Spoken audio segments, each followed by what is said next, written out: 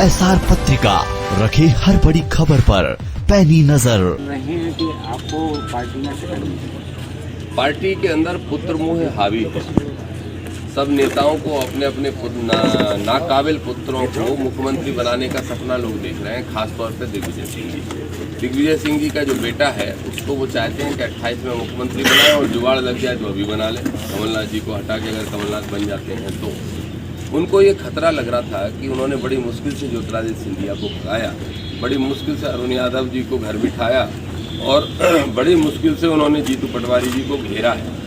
उन सब का इंतजाम उन्होंने कर लिया, लेकिन दामोदर को वो नकेल नहीं पहना पा रहे थे। और उन्हें ये मालूम था कि अगर दामोदर यादव MLA बन गया, जब बिना MLA बने 70-80 सीटों में अपना प्रभाव छोड़ चुका है, 5-5 हज़ार वोट इधर से इधर करने में सक्षम हो गया है, तो अगर ये MLA बन गया तो मेरे बेटे के उनको मुख्यमंत्री बनने में सबसे बड़ा रोड़ा सिद्ध होगा।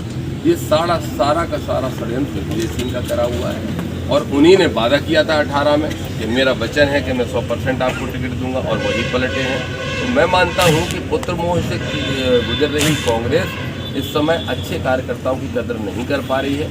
उन्हें जनता की परवाह नहीं है, सरकार बनाने तक की परवाह नहीं है। सरकार जाए तो जाए, लेकिन पार्टी में हमारा वर्चस्व बना रहे और हमारी अगली पीढ़ियां इसमें स्थापित हो जाएं, ये बड़ा कारण है। इसलिए मेरा टिकट काटा गया, लेकिन मैं मेरे टिकट भर से दुखी नहीं था। मैंने पिछड़ा वर्ग के 126 टिकट मांगे थे। राहुल जी खड़गे साहब कह रहे थे जितनी आबादी उतना हक, इसलिए हमने मांगे थे। मैंने आखिरी में कह दिया 125 दे दो, दामोदर यादव का टिकट काट दो, लेकिन वो नहीं कर पाए। इसलिए फिर मुझे निर्णय लेना पड़ा और मैंने कांग्रेस छोड़ी। और आपके माध्यम से कहना चाहता हूँ कि 2 कांग्रेसें इस समय दतिया में चल रही हैं, एक असली कांग्रेस, एक नकली कांग्रेस। एक कांग्रेस वो है जो घनश्याम सिंह जी की है, जो धीरपुरा से लेके ड्रॉली पार तक कांग्रेस रहती है और धीरपुरा पार हो जाने के बाद फूलछाप कांग्रेस बन जाती है। मतलब वहाँ जाके नरोत्तम मिश्रा जी के दोस्त बन जाते हैं और यहाँ पे कांग्रेस का झंडा बुलंद करते हैं। तो इसलिए मैंने कहा है असली कांग्रेसियों से कि अगर कांग्रेस को भी बचाना है, संविधान को बचाना है, इस देश को स्वतंत्र कराने में कांग्रेस की बड़ी भूमिका रही, इस देश की आज़ादी को बचाना है और क्षेत्र का विकास करना है, तो मेरा साथ देने का काम करो।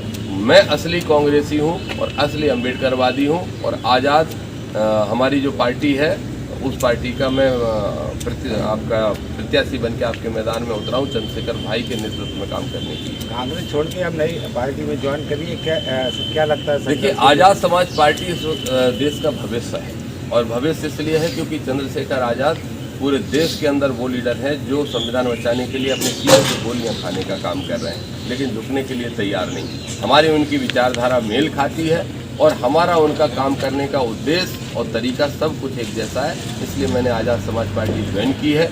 वो पूरे देश के अंदर ये काम करेंगे, मैं पूरे मध्य प्रदेश में काम करूँगा और पिछड़े और दलितों का एक ज़बरदस्त गठजोड़ बन रहा है और ये गठजोड़ राजनीति में एक नई क्रांति लाएगा।